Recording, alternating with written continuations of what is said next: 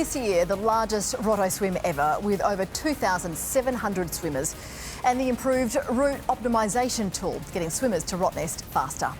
Welcome to this special edition of 10 News First. I'm Narelda Jacobs. Whether this is your first time or you're a Rotto swim veteran, we've compiled all the vital information to ensure you have a safe and successful crossing to Wadgemup. The South32 Rottnest Channel Swim is a fun day out for everyone, but it also poses some serious risks. The Rottnest Channel Swim Association works hard to mitigate these risks. However, it's up to you to be well prepared so you can make safe and sensible decisions out on the water. Thorough preparation means you and your support crew can relax and have an incredible day out on the water. By now, all swimmers should be well conditioned for distance swimming and be well prepared for race day. Part of this preparation should be to practice race day situations so you're not surprised if, on the day, something doesn't work. I find that it helps to practice everything before race day. I make sure I've practiced either training or racing with the same feeds that I'll be having during the event. I also do some practice swims with my paddler and skipper to make sure we're all comfortable with positioning, feeding and communication on the day. The most important thing to practice for duos and teams is the process of changing over swimmers. You need to ensure your changeovers are done correctly or you risk disqualification. Make sure to discuss as a group with your skipper and spotter which swimmer will start, how frequently you will change over and in what order you will.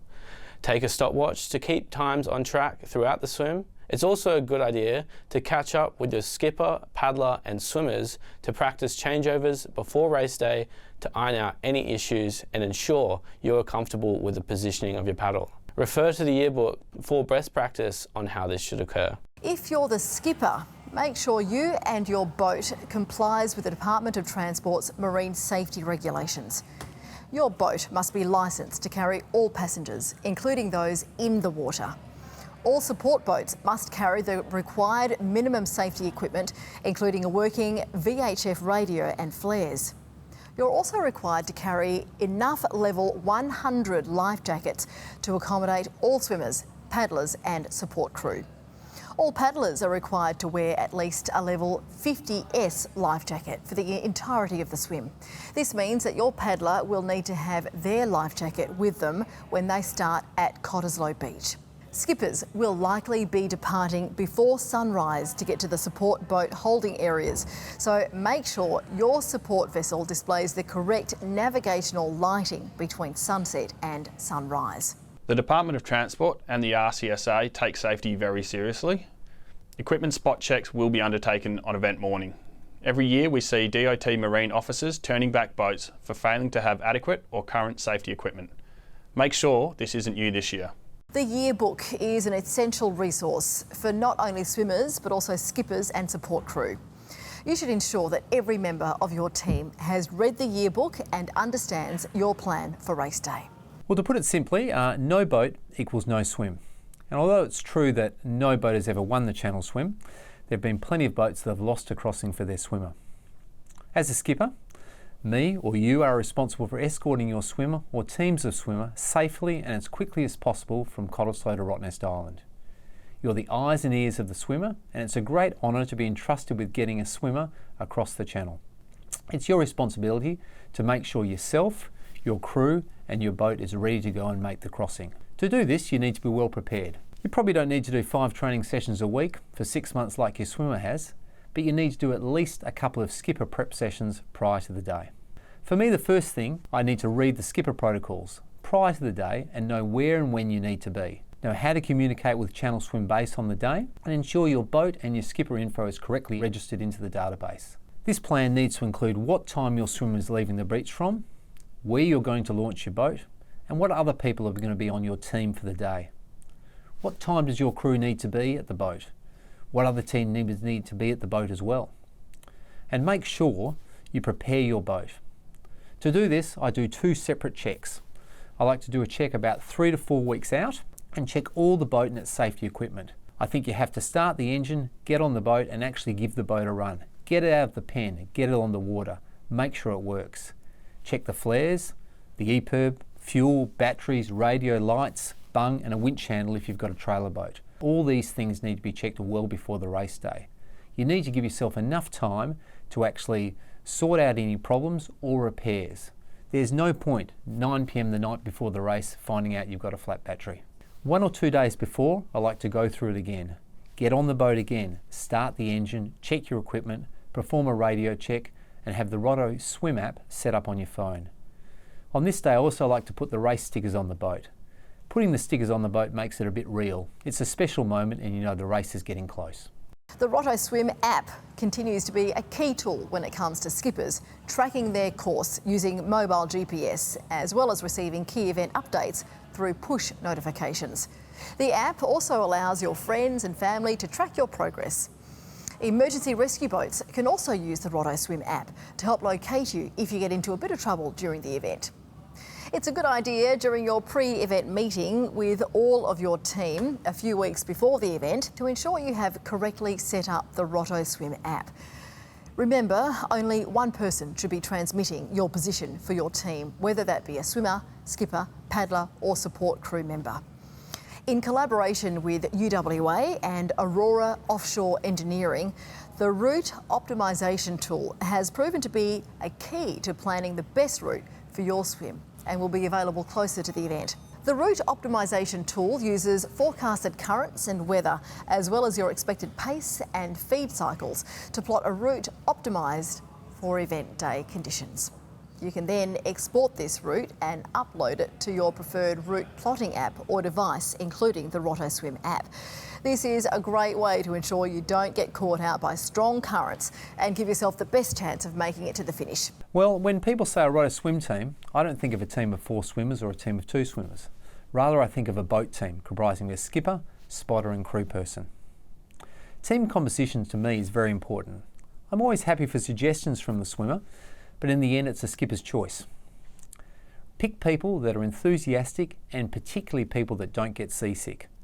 A seasick crew member on the day is a disaster. On-water medical boats will not come and take this person off your boat. You may be forced to abort your swim.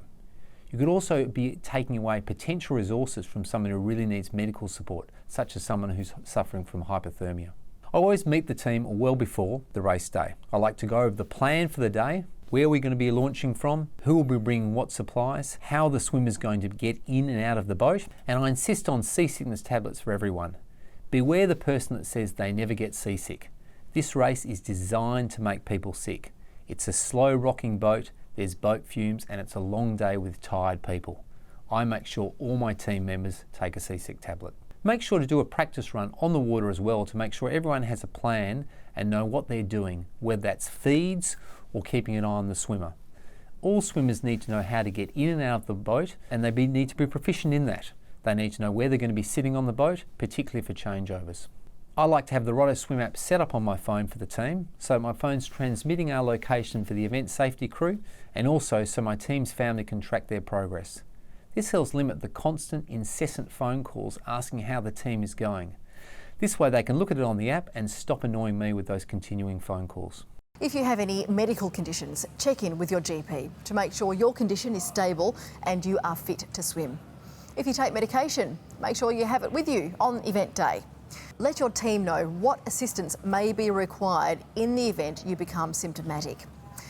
And now to event day. Whether you're a swimmer, skipper, paddler or support crew, it's important to know what your role is and have a plan. So the night before we meet as a group, and it's a perfect opportunity to get excited, check off any last minute items and of course thank your entire support crew. The morning of, I set an alarm and message the entire group to make sure we're all up and about. I then start applying sunscreen to my entire body with at least 3 layers 10 to 15 minutes apart to make sure it soaks in. On the morning of the event, there's always so much to do. So if there's anything you can do to prepare beforehand, I'm a massive advocate for that. I found the best way to start packing a few days prior and use the checklist so you don't forget anything. I download the swimmer checklist off the Rotto Swim website and check off whatever I need to take. Things like plenty of fresh water and sun protection for everyone on board and in the water, multiple towels, and of course spares of everything. Goggles, bathers, towels, clothes, whatever you need, bring it. Combine your food and drinks into 1 or 2 large eskies to avoid having lots of clutter on the boat floor. They also act as great seats throughout the day. Skippers, as soon as you are on the water, make sure your marine radio is turned on and switched to the dedicated race channel, VHF Channel 74. Be sure to keep the volume up, nice and loud, on Channel 74 throughout the day. Key Channel Swim base announcements will also be sent to you via push notifications through the Rotto Swim app, so make sure to pack a charging cable or portable charger for your phone. Please keep your radio turned on at all times. We have had a series of issues where support boats turn off the radio, turn up the music. This results in the race officials being unable to communicate with you, which means we can't locate you if required. Whilst we want our swimmers and participants to enjoy their day, it is also critical that radios are turned on and are audible so that we have a line of communication with each of you. At the start line, support boats are to remain at least 1,000 metres from the shore. There are buoys set on both the north and south side of the channel, which marks the boundary. Support boats can wait anywhere beyond that, but cannot proceed towards the swim channel until the boat coordinator calls forward your swimmer's wave. This will happen via the race channel, VHF 74. Swimmers should check in with their skipper on the morning of the event to make sure they are ready and getting into place. The starting swimmer needs to arrive at Cottesloe Beach at least 30 minutes before the start of their wave to pick up their timing strap, if they've not already done so the day before. Neither swimmers nor paddlers can be delivered to the beach by boat, and it is highly recommended you get someone to drop you off, as parking at Cottesloe on event morning can be difficult. I try to have most things organised the day before the race. I'll make sure everything is packed the night before, and I'll look at the swimmer checklist that's on the Rotto Swim website. On event day, I like to get to the Cott Beach an hour before my start time, and I check in with my skipper and paddler to make sure everything's going okay. If possible, I'd suggest collecting your timing chip the day before the race. That way there's one less thing to think about on the event morning. If you can't collect it the day before though, that's fine. Just make sure you're at the beach a little earlier to give yourself enough time to register. I then like to find a spot on the grass to get my bathers and sun cream on, and I just relax and enjoy the buzz of the start line. If I'm starting off the beach for my team, I make sure I'm at Cottesloe Beach ready to check in at least an hour before my wave. It's a very busy and very chaotic time, so this allows me plenty of time to get my timing strap, find my paddler and find my way to the starting enclosure. It's less stressful knowing you're there and waiting rather than getting there last minute. If I can check in, I also touch base with my teammates and my support boat, as I found that this is the best way to make sure that they're ready for you when you get out to the water.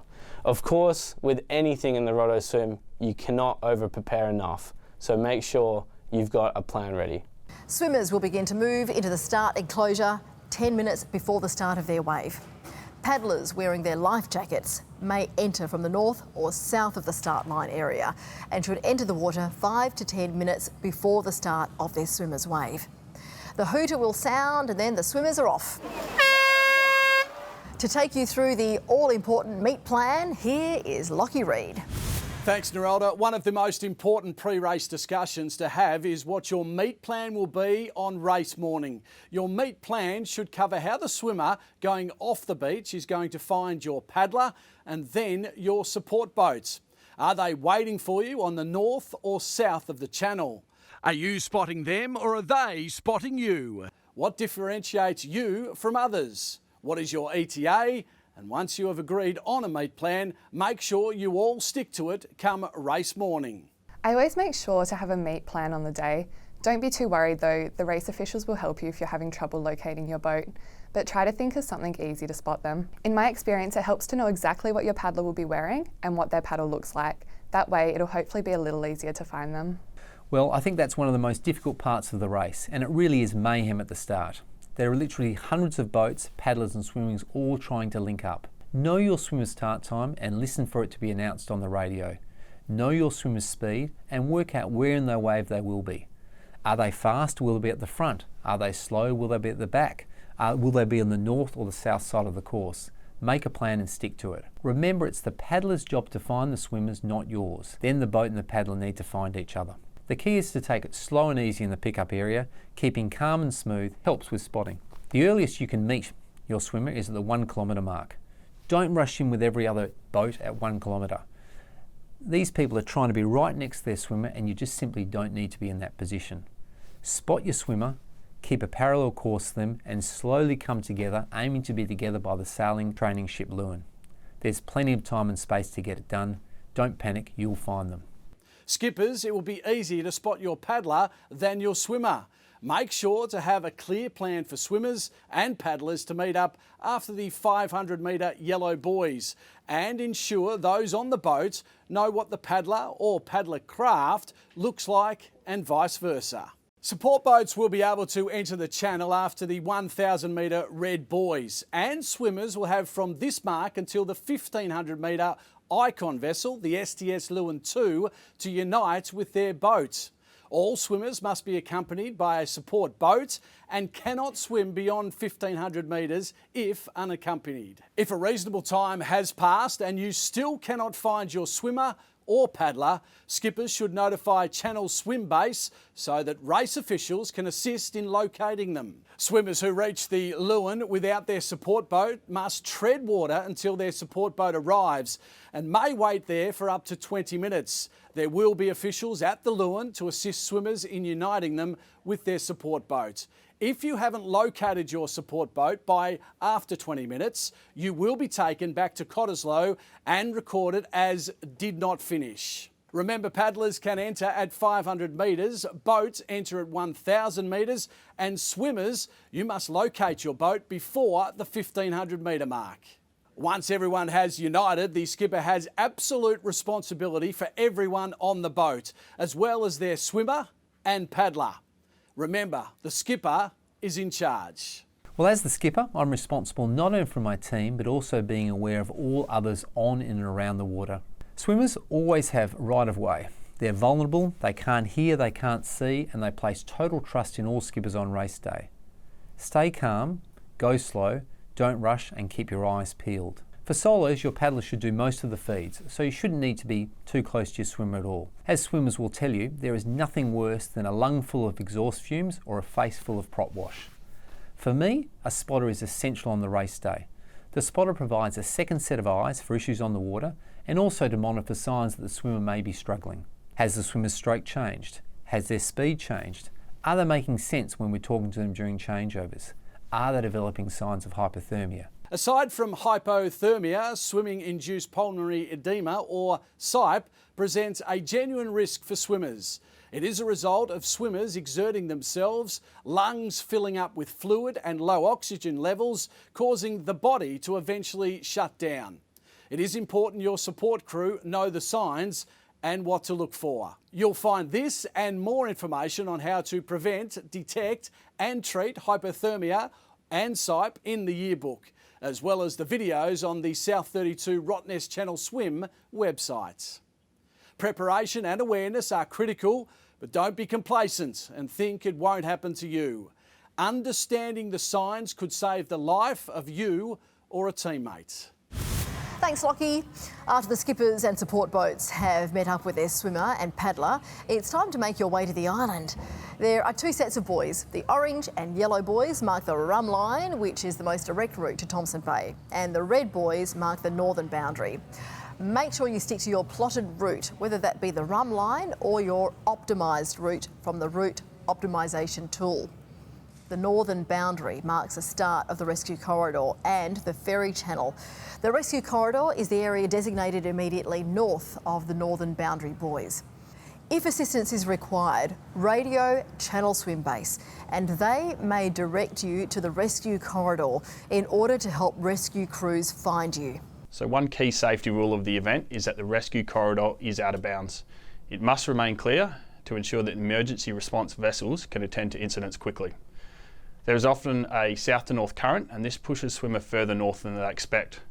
Make sure you use the RottoSwim app to track your optimum route, as this will take into consideration all currents and winds on the day. If you accidentally stray into the rescue corridor, you will be disqualified, so please stay clear. Well, your swimmer wants to swim the shortest route possible, and the rum line is a direct line from Cottesloe to Thomsons Bay. The coordinates for this are available in the yearbook and the skipper's protocol handout. With GPS chart plotters and the course buoys, it's now very simple to swim the shortest route possible. My advice is to keep it simple. If your team or swim is fast, stay close to the rum line. If your swimmer or team is slow, then you need to adjust for that, and you might want to use the route optimisation tool, which can take currents and drift into consideration. In the vast majority of races, the wind and current, and thus the drift, will be coming from the south. In this situation, stay on the south side of the course. The course is clearly marked with buoys, and the buoys are about 400 metres apart. You should never be more than 400 to 500 metres off the southern buoy. For all boats within 1 kilometre of the rum line, there is a speed limit of 6 knots, which must be adhered to. The fleet consists of boats big and small, and there are some key event rules that larger support boats greater than 10 metres in length or a yacht of any size need to adhere to. These larger vessels are required to stay to the north or south extremities of the fleet, but must remain south of the northern boundary. They must also have a tender to minimise manoeuvring and to deliver their swimmers to their plotted course. The skipper of this tender must also have their recreational skipper's ticket. Some other on-water protocols you need to be aware of are: if a swimmer or someone on your boat becomes unwell and requires medical attention, for example severe hypothermia, contact Channel Swim Base and await further instructions. If necessary, we can get an on-water ambulance to you in minutes. If you have a swimmer or support crew member who is unwell and is assessed as non-urgent, for example they are seasick, it will be the skipper's responsibility to return to land. Please remember, on-water medical support vessels will not be able to provide assistance for seasickness. One of the most asked questions is what happens if there's a shark? Well, if you see a shark, radio Channel Swim Base on VHF Channel 74 and state the details of the sighting, approximate location on the swim course, and if you can, take note of your GPS coordinates. If you are unable to make radio contact, call the phone numbers provided on the Skipper Protocols document located in your race pack. Channel Swim Base will then give further instructions. Channel Swim Base will deploy vessels and helicopters to investigate the sighting and report back to the fleet. If the sighting is of high risk, then skippers of vessels within a specified radius must remove their swimmers from the water immediately. If there is a shark attack, well, the event will be abandoned. If the race committee believes that swimmer safety is at risk due to a shark, we will evacuate swimmers from the water. This is not negotiable, and failure to comply will result in disqualification and a ban for you and your crew from future swims. If you are evacuated, re-entry will be facilitated to the west of the evacuation area if it is deemed safe to recommence. Race officials will lay 2 pink buoys to create a re-entry gate for evacuated swimmers, and this location will be communicated to all swimmers via radio, push notification and text. When you're using your radio on event day, your call sign is your race number. For example, race number 100. Remember to keep the volume on your radio turned up for the entire event and be careful not to leave your microphone on. VHF 74 is for event use only and should not be used for friendly banter or otherwise, particularly during an emergency situation. Please keep use of your radio to a minimum and only if you require assistance or to report something. If a radio is misused and the person is caught, then strong sanctions will be enforced and the Department of Transport alerted. You must give way to ships at all times, including ferries. Ships shouldn't be moving through the Rottnest Channel on race day. However, if they are, skippers will be advised of shipping movements during the day via radio and push notifications. If you need to withdraw from the event for whatever reason, your skipper must inform Channel Swim Base via radio and your timing straps must be returned. You can return your timing straps to the Fremantle Volunteer Sea Rescue Operations Centre located at Cantonment Hill or to the help desk at Rottnest Island. The spectacle of the day is incredible and it might be tempting to send up your drone to take a few photos. Don't. There are multiple event helicopters on race day and drones are banned across the course. Aside from your team being disqualified and facing possible fines, you put the lives of those there to protect you at risk, with the results of a collision being catastrophic. You can check out all of this information and more in the yearbook and skipper protocols. There are some key event rules you need to familiarise yourself with and adhere to. It is required that you reach the set marker buoys by the prescribed cut-off times found in your yearbook. They are set out at the 10 kilometre, 15 kilometre, 18k, 19k and 19.25 kilometre marks. The tandem solos have been a great introduction to the swim, and it is pretty special to be able to cross the channel with your mate. But tandem solos need to be particularly conscious of the need to remain together throughout the entire event. This is a critical safety rule. In recent years, a number of tandem soloists have been disqualified after it was found that they had not swum together and were up to 1 kilometre away from the support boat. One of the most important race-related rules, particularly for solos, pertains to non-assistance. Swimmers cannot touch anything or use anything that aids flotation. For solos, this means that when receiving food or fluids, you need to find ways not to touch your support boat or paddler. There are so many different ways to receive your feeds during the swim. My feeds were in bottles, which my paddler handed to me. This can get a little tricky though if the water's choppy. Other options are for support crew to throw feeds to the swimmer or place them in a cup or container that's attached to a stick of some sort. Whichever way you choose, make sure you've practiced before the day of the swim. I find it also helps to have some extra feeds just in case. Changeovers for duos and teams need to be done at least 10 metres from the support boat, and swimmers must make contact above the water. So our 2021 swim started really well. It was perfect conditions, we were really excited, we were doing good changeovers, making good time, but we were aware that the weather was going to get worse. So we tried to push quite hard to get within the shelter of the island, and that's when things started to get a little bit worse. I guess we'd gotten tired, our changeovers were faster, we were also getting quite excited because we could see the island and we knew we were nearly there. And with all of the things that were going on, communication broke down between the skipper and I, and unfortunately going into the water, the props weren't off and I got hit by the propeller.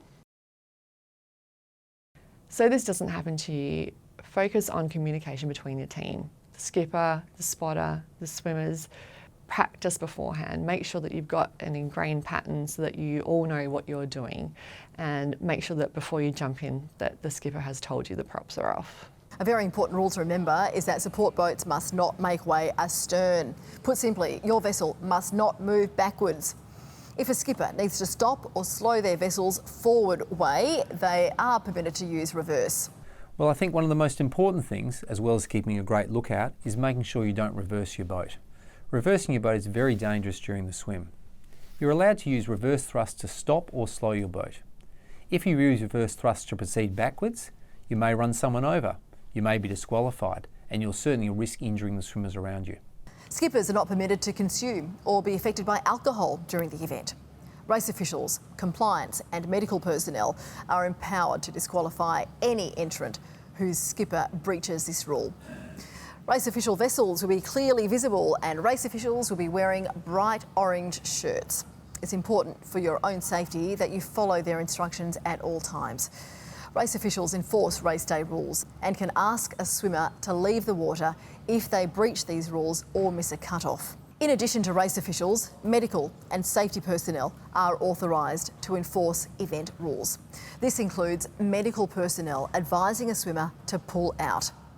If you're a team or duo whose team member has to pull out, you can proceed with the remaining swimmers or swimmer, as the whole team is not required to cross the finish line.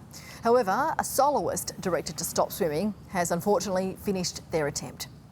Medical staff will not make this call lightly, so please listen to their direction, as it's for your safety and welfare. If advice from a race official or medical personnel is ignored, the swimmer, team or duo will be disqualified and banned from future events. Skippers may also face bans from future events. Follow all the rules and directions of officials and you will be fine.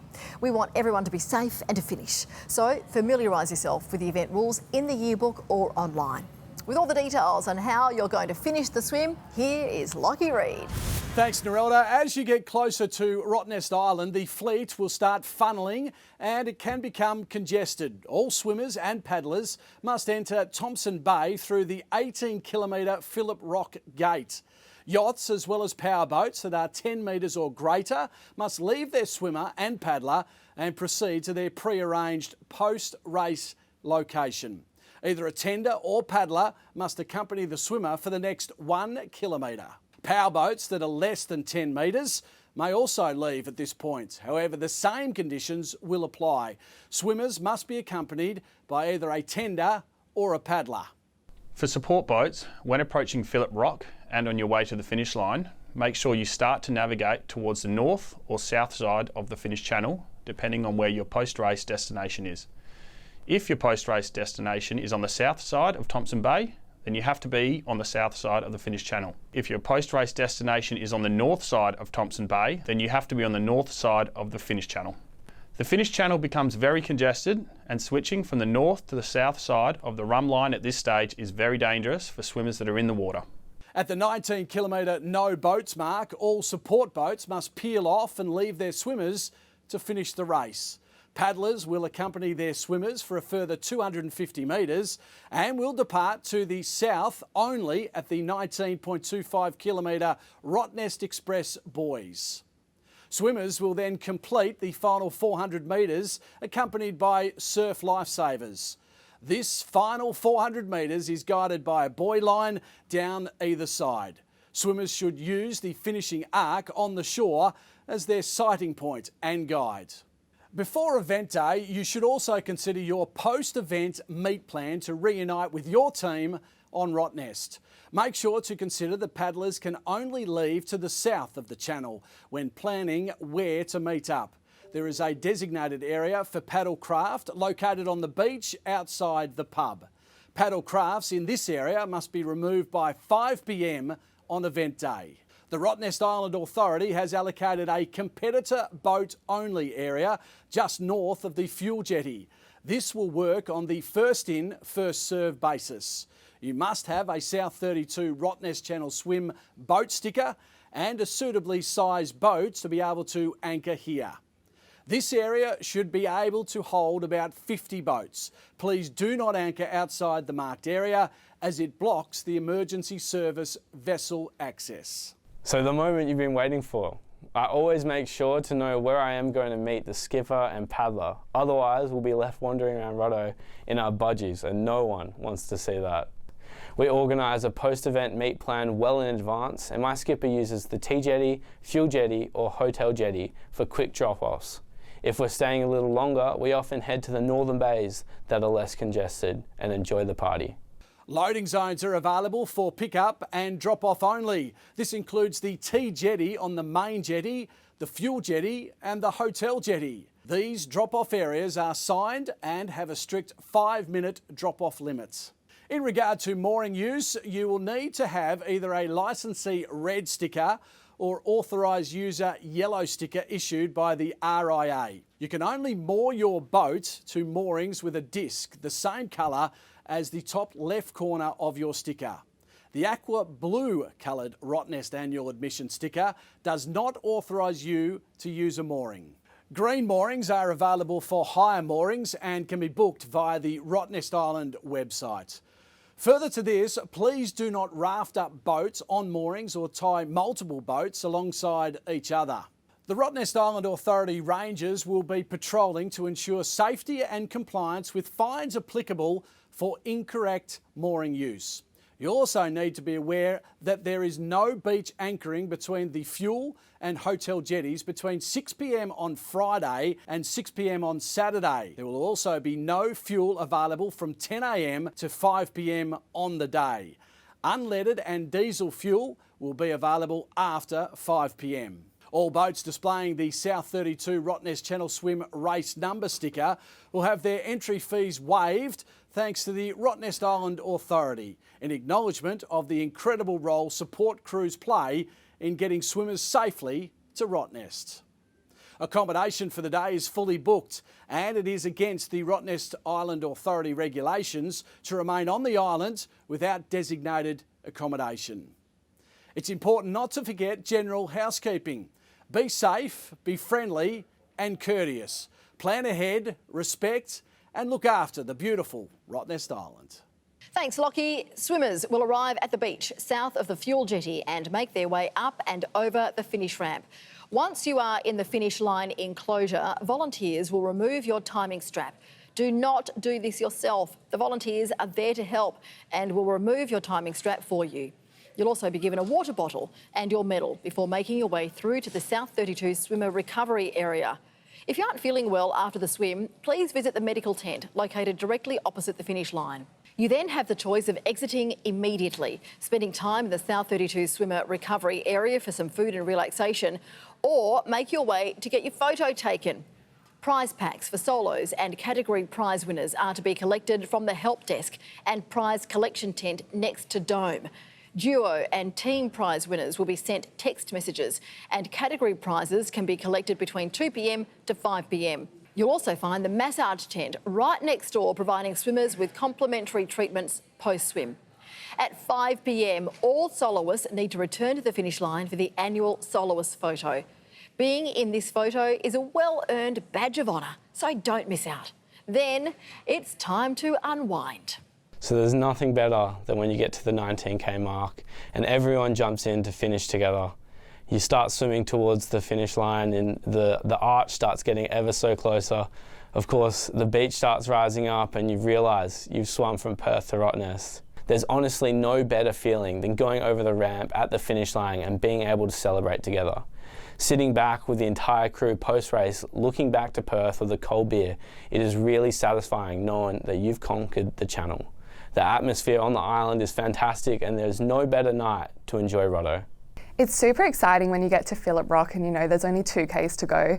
The island looks so close and the water gets really clear, and you might even see a fish or two if you're lucky. Running across the finish line is such an exciting moment with just a little bit of relief. The atmosphere at the finish line is amazing. There are so many people there celebrating your achievement, and I've personally been incredibly lucky to share that experience with my family and friends who've supported me the whole way. Swimming to Rotto is such an incredible achievement, so enjoy the journey and good luck. Well, that almost wraps up this special edition of 10 News First. Here's Bo Pearson with the weather. Thanks, Nerelda. The weather will be perfect, no wind, water temperature of 24 and light cloud all day. Or it could be the complete opposite. Ultimately, you can't worry about the weather and you should just be prepared for any forecast. Regular weather forecasts will be provided on the event website, and you can check back in with us on 10 News First a couple of days before the event when we should be able to give you a better idea of what to expect. Weather is unpredictable and the race committee will make their decision on the morning of the event if conditions are suitable for the swim. If the weather is deemed unsuitable or conditions are likely to deteriorate, the whole event may be cancelled. This has only happened once in the past 33 events. Should the event be cancelled, please do not disregard the decision. The only reason the event would be cancelled is because it is unsafe to proceed. A text message will be sent between 4 a.m. and 5 a.m. to advise whether the event will proceed. This will be sent to the skipper and the team captain. The message will also be broadcast on the race channel VHF 74 and sent as a push notification. Please note there will be no refund if the event is cancelled, but entrants will be offered a guaranteed entry into the 2024 event. That's all from me on the weather front. Thanks, Bo. Now, there is a lot to think about when participating in the South32 Rottnest Channel Swim as a skipper, swimmer, paddler or support crew member. Please take some time to read through the yearbook, as it has everything you need to know to help you prepare for this incredible event and get to Wodgem safely. So from all of us here at 10, we wish you a safe and successful crossing.